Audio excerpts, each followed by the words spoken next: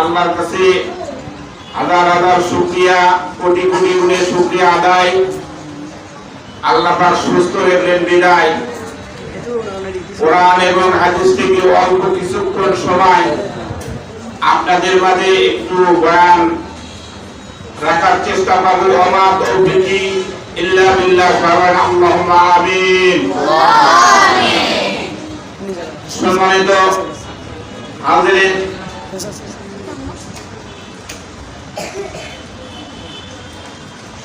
আজকে গোটা দেশ অশান্তি এবং অশান্তি করার পায়তারা চলছে, কথা বলেন ঠিক কিনা? স্বৈরাচারী ফ্যাসিবাদ হাসিনা পালাইছে কোথায়? কিন্তু তিনি বলছে যে শক করে ঢুকে পড়বো। শক করে ঢুকে দেখেন আপনার কি অবস্থাটা হয়।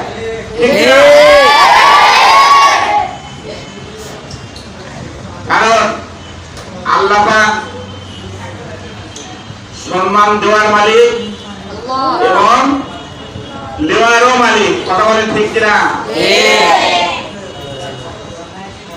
তাই আল্লাহ রাব্বুল আলামিন সূরা আলে ইমরান 26 নম্বর আয়াতে আল্লাহ পাক বলেন, ওয়া তুইযু মান তাশাউ ওয়া তুযিল্লু মান তাশাউ বিয়াদিকাল খায়র আলা কুল্লি শাইইন কাদির।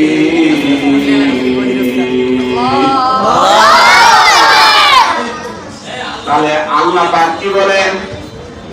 আল্লাহ পাক বললেন আমি সম্মান দিব এবং আমি তোমাদের সম্মান কি করব? কারাই আনিব। কারণ যারা স্বৈরাচারী হবে তাদেরকে আল্লাহ রাব্বুল আলামিন তাদের সম্মান ছিনিয়ে নিবে, কথা বলেন ঠিক কিনা? আমার বন্ধুগণ, তাই এই স্বৈরাচারী ফ্যাসিবাদী শয়তানি হাসিনা পালাইয়া গেছে। এতে আপনারা খুশি না রাজা? যদি খুশি, আরেকটি বার একটু স্লোগান দেন তো, লিল্লাহি তাকবীর, লিল্লাহি তাকবীর, আল কোরআনে আলু, তোমার নেতা আমার নেতা, নারায়ে তাকবীর, আল্লাহু আকবার।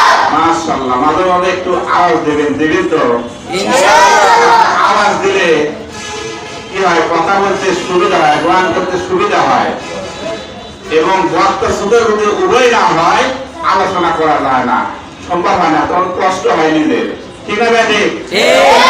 আওয়াজ দেবেন তখন আমার মনে তখন শান্তি আসবে। আল্লাহর রহমতে কি করবে?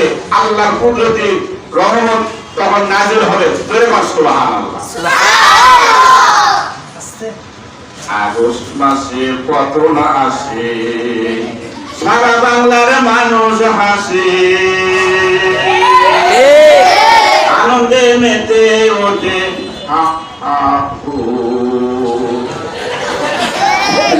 আগস্ট মাসে কত না আসে, সারা বাংলার মানুষ হাসে, আনন্দে মেতে ওঠে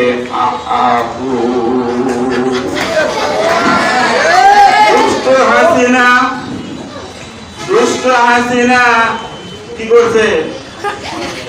কান্দে রে, দুষ্ট হাসিনা কান্দে রে, স্বৈরাচারী কান্দে রে, হাসিনা লজ্জায় হাসিনা, সবাই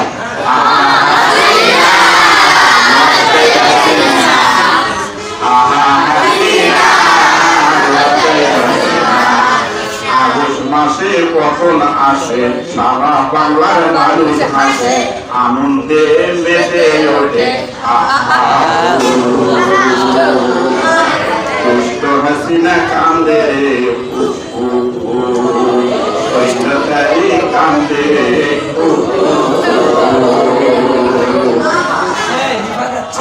হাসিনার লজ্জা নাই, ঠিক না? তাহলে লজ্জা আছে? আল্লাহ পাক বললেন আমি কি বললাম, তোমরা যখন জুলুম নির্যাতন করবে, তোমাদের হাসিনা এক সময় বলেছিল যে আলেম ওলামাদের কি করে দেওয়া হবে, দেশ থেকে তাড়ায় দেওয়া হবে, কিন্তু বর্তমান পালায়েছে হাসিনা। এই যে একটা গজল আছে না, দেখেন না, যে পালাইছে রে পালাইছে, আশুরাবু পালাইছে, ওই মুদিরও কি নাই, হাসিনের কি নাই, স্বামী নাই, মুদিরও বউ নাই, ঠিক না? কানুন বলে, হ্যাঁ, হাইরে হাইরে, আবার হুঙ্কার দিচ্ছে ভারত থেকে পাই তারা সুদ পালাচ্ছে যে টুস করে আমি আবার যে কোনো মুহূর্তে ঢুকে যাবো, তুমি বাংলাদেশে আসো, তুমি ঢুকো, তোমাকে জেলের ঘাড়ে দাঁড়ানো হবে, তোমাকে ফাঁসির মঞ্চে তোলা হবে, কথা বলে ঠিক কিনা? আজকে অনেক আলেম ওলামাকে আজকে জেলখানায় আবদ্ধ করে, এবং আজকে দ্বিতীয় স্বাধীন বাংলাদেশে একজন যুবক তিনি কি করছে, দেশের জন্য তিনি শহীদ হয়ে গেছে, আবু সাইদ নাম, কথা বলেন ঠিক কিনা? তিনিও একজন ছিলেন ইসলামী সংগঠনের একজন কি ছোটখাটো একজন নেতা ছিল। সুবহানাল্লাহ। এইরকম নেতার দরকার আছে না নাই? বাংলাদেশে কোরআনের রাজ কায়েম হয়ে যাবে, কথা বলে ঠিক কিনা? কোরআনের রাজ কায়েম হলে দেশের মধ্যে কোনো চুরির ভয় থাকবে না, রাহাজানির ভয় থাকবে না, চিন্তার ভয় থাকবে না, কথা বলে ঠিক কিনা? আপনি আমি এই কোরআন পরিচিত হোক, এটা আপনি আমি চাই না চাই না? অবশ্যই চাই। তাহলে কে কে চায় দোয়া করে একটু আল্লাহকে দেখান তো। নারে তাকবীর, তোমার নেতা আমার নেতা।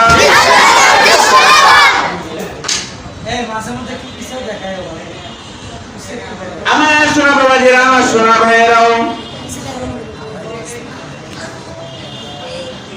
আসুন আমি যে কোরআনের আয়াত তেলাওয়াত করেছি আপনাদের মাঝে, এটি সূরা আম্বিয়া 107 নম্বর আয়াত। আল্লাহ রাব্বুল আলামিন বলেন, ওয়া মা আরসালনাকা ইল্লা রাহমাতাল লিল আলামিন।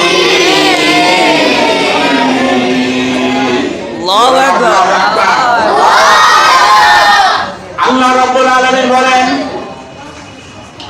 আমি আপনাকে কি করেছি, রহমত স্বরূপ প্রেরণ করেছি। সুবহানাল্লাহ। তাহলে আজকে আলোচনা হবে সিরাতের উপরে, রাসূলের আদর্শ এবং সিরাতুন নবী সাল্লাল্লাহু আলাইহি সাল্লাম এবং মিলাদুন নবী সাল্লাল্লাহু আলাইহি সাল্লাম এর পার্থক্যটা কি হচ্ছে, এর উপরে অল্প কিছুক্ষণ একটু আলোচনা হবে ইনশাআল্লাহ। তাহলে আল্লাহ রাব্বুল আলামিন স্বয়ং রাসূলের কি করলেন, নাম প্রকাশ করলেন, এবং নাম কোরআনুল কারীমের মধ্যে আল্লাহ রাব্বুল আলামিন কি করলেন, নাম রেকর্ড করে দিলেন, নাম ঘোষণা করে দিয়ে দিলেন, বলে আমি তাকে প্রেরণ করেছি রাহমাতাল লিল আলামিন হিসেবে। নবীজি তুমি কি করো, হাসি মুখে তুমি এই কোরআনের দাওয়াত দাও, এই 6666 নম্বর আয়াতের দাওয়াত তুমি দিতেই থাকো। কে মানবে আর কে মানবে ওটা দেখার তোমার দায়িত্ব না নবীজি। যে দাওয়াতের লাগে নবী তাই পেতে যায়, উহুদের মাঠে নবী দণ্ডন মোবারক শহীদ হলো হাই, ধৈর্যের মনে শেষে এলো বিজয়। ওরে ভয় নেই, ওরে ভয় নেই, আল্লাহ যদি থাকে সহায়। গুলগামগিরি পথ পাড়ি দিয়ে যায়, যুগে যুগে ইতিহাস লেখা দেখা যায়, বাকিদের শক্তি ক্ষয় হয়ে যায়।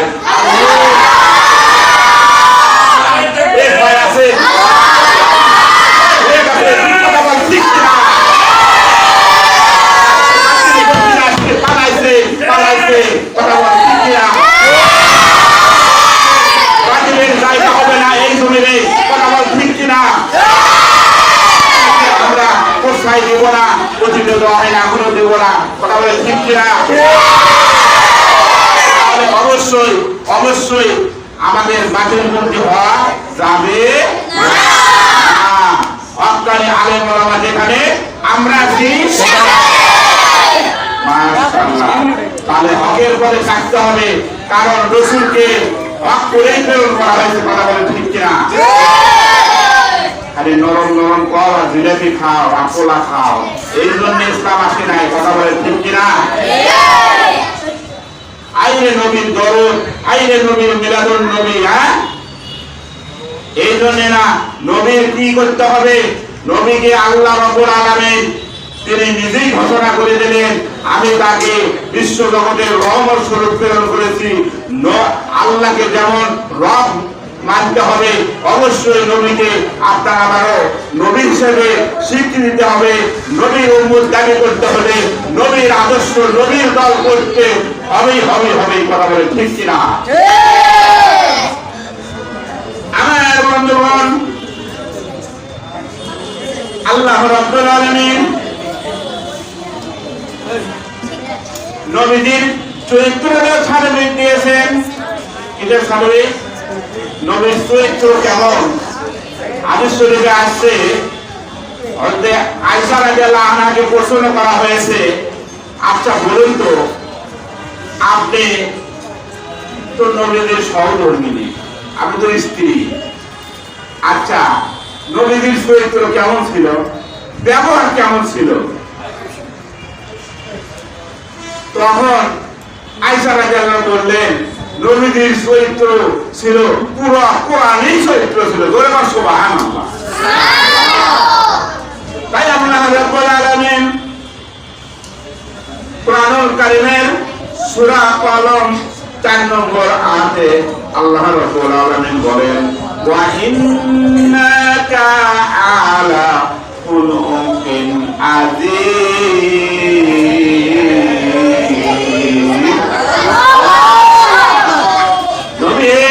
আপনি মহান চরিত্রের অধিকারী, এটা কে বললেন? কে বলছেন যে নবীজি আপনি মহান চরিত্রের অধিকারী? এটা কে বলছেন? আল্লাহ। তাহলে আল্লাহ স্বয়ং নবীজিকে কি করলেন? হ্যাঁ, নবীজিকে রহমত স্বরূপ প্রেরণ করলেন, রাহমাতাল লিল আলামিন। নবীজিকে আল্লাহ তাআলা যেমন উপাধি দিয়েছেন, এমনি চরিত্র রূপ কি করে দিয়েছেন? সার্বিক আল্লাহ পাক নিজেই দিয়ে দিয়েছেন। জোরে বল সুবহানাল্লাহ। এই জন্য আল্লাহ পাক কোরআনুল কারীমের মধ্যে এটা ঘোষণা করে দিয়ে দিয়েছে, এবং হাদিস শরীফে আছে, যেহেতু নবীদের স্ত্রী ছিল না, ছিল না, তাকে প্রশ্ন করা হয়েছে, তিনিও বলছে যে নবীদের কোরআনের মতো চরিত্র ছিল। জোরে বল সুবহানাল্লাহ। আমার বন্ধুগণ, আমার বাবাজিরা, আমার সোনা ভাইয়েরা, তাহলে নবীজির চরিত্র ছিল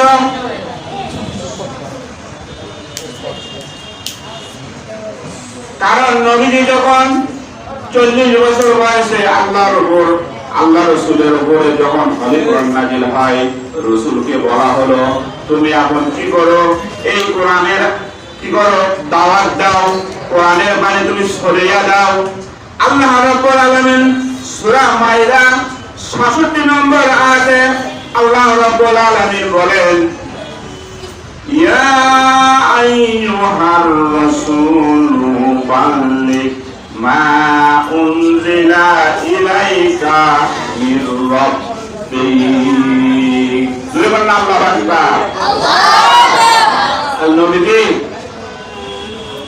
আমার পক্ষ থেকে যে বাণী কি হয়েছে তা তুমি কি করো? বাল্লিগ, তুমি কি করো?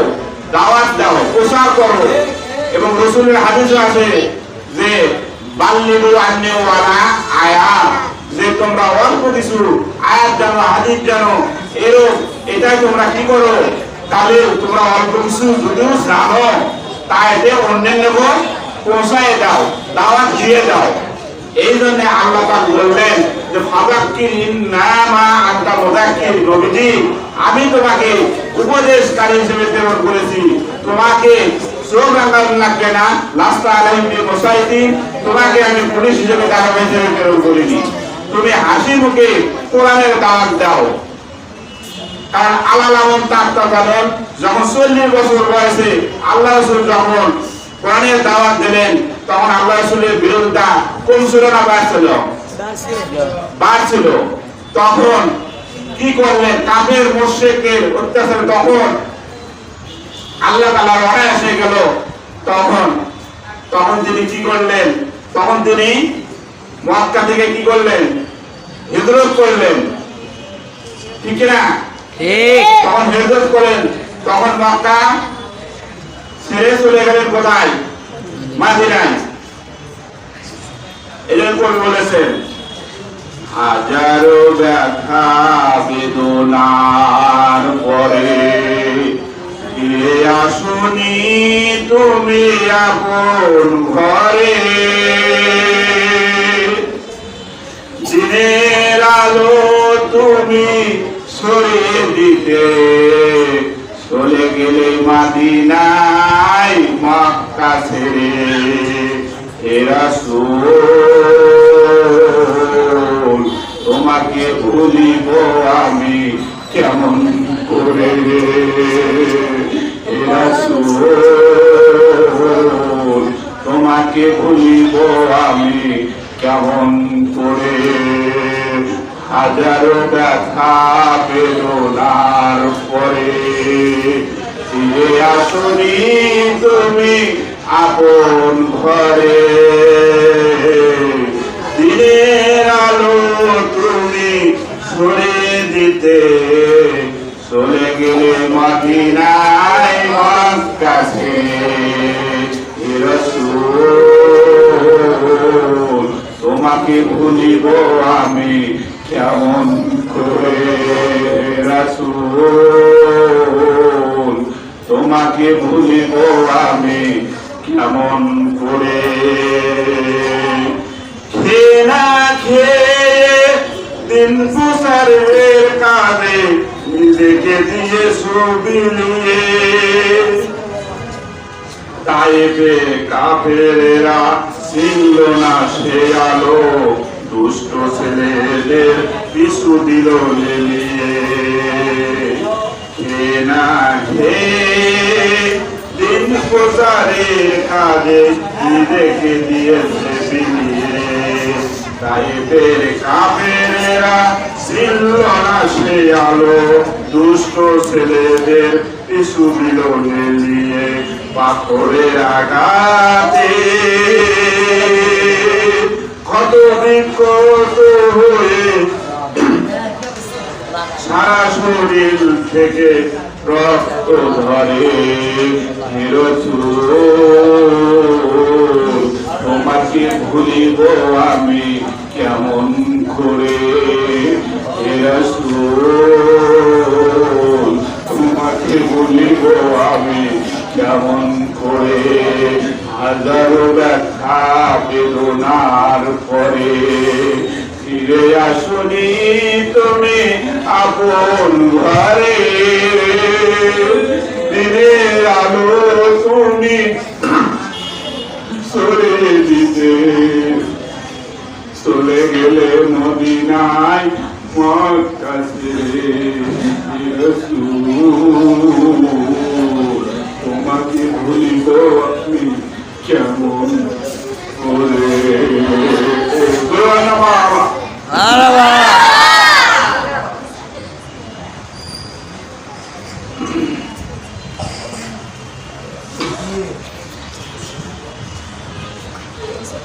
আমার সোনা বাবাজিরা, আমার সোনা ভাইয়েরা, তাহলে রাসূল কি করলেন কোরআনের দাওয়াতের জন্য? তখন তিনি কি করলেন, মক্কা ছেড়ে চলে গেলেন মদিনায়। এবং হাদিস শরীফে এসেছে রাসূলের চরিত্র সার্বিক যেমন আয়েশা রাদিয়াল্লাহু দিয়েছে, স্বয়ং আল্লাহ তেমন দিয়েছে। এবং নবীজির বয়স যখন 11 বছর তখনও নবীজি কি করেন আলামিন 11 বছর এবং 15 বছর 18 বছর 22 বছর এমনকি 30 বছর 40 বছর এক পর্যন্ত আল্লাহ রাসূল ছিলেন আলামিন।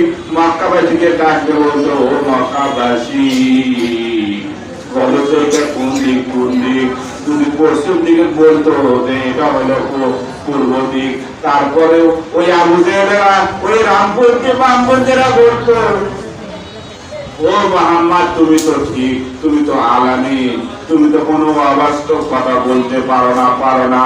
আল্লাহ রাসূল যখনই বললেন আলালাবন তাত্তা জানুন জমিন যার আইন চলবে তার।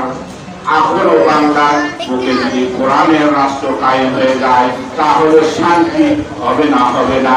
যেখানে আপনি যান না কেন সব জায়গায় খালি শান্তি আর শান্তি হয়ে যাবে। আফগানিস্তানের দিকে তাকায় দেখেন, তারা যেখানে হাত দিচ্ছে সেখানে শুধু খালি স্বর্ণ হীরা মুক্ত তারা কি করছে পায়ে যাচ্ছে। বলা বলে ঠিক কিনা? নারীরা তখন বেপরদায় নাই, নারীরা তখন পর্দায় থাকবে। কোরআনের আলাপ যদি কায়েম হয়ে যায় সবাই তখন কি হবে? সবাই মনে তখন ভয় হবে যে না, পর্দা বাধ্যতামূলক, মেয়েদের পর্দা বাধ্যতামূলক সর্বহালে 24 ঘন্টায়।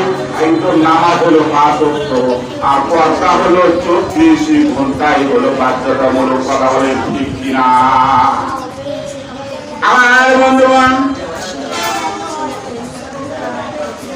আল্লাহ রাসূলের দরবারে এক সাহাবী এসে জিজ্ঞাসা করল, ইয়া রাসূলুল্লাহ, নবী কি, ও নবী গো, আপনি কি মুশরিকদের প্রতি বরদোয়া করুন? রাসূল সাল্লাল্লাহু আলাইহি সাল্লাম বলেন আমি কি করি? অভিশাপ এবং বরদোয়ার জন্য আসি নাই, আমি এসেছি আল্লাহ পাক প্রেরণ করেছে, রহমত স্বরূপ প্রেরণ করেছে। আমার বন্ধু গো, আল্লাহ রাব্বুল আলামিন আল্লাহ রাসূলকে যেমন রহমত স্বরূপ প্রেরণ করেছেন, কারণ রাসূলের 63 বছর জীবনে দেখতে হবে রাসূল কোন পথে জীবন যাপন করেছে। এটাই হলো সিরাত। আর মিলাদুন নবী হলো নবীর জন্মকে তারা কি করেছে? তারা ঈদে মিলাদুন নবী লাগাইছে। ঈদে মিলাদুন নবী যদি হয় তাহলে নামাজ আছে না নাই? ঈদের নামাজ আছে না নাই?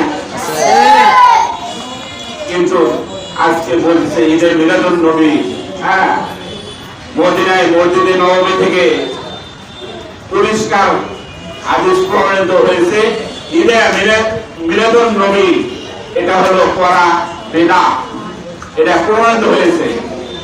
সুবহানাল্লাহ। কারণ প্রত্যেকটি বিদআতই কি করে? জাহান্নামের দিকে নিয়ে যায়। কথা বলে ঠিক কিনা? তাই আমরা বিদআত থেকে শিরক মুক্ত থাকতে রাজি আছি তো ইনশাআল্লাহ? অবশ্যই রাসূলের 63 বছর জীবনে দেখতে হবে রাসূল কোন পথে জীবন যাপন করছে।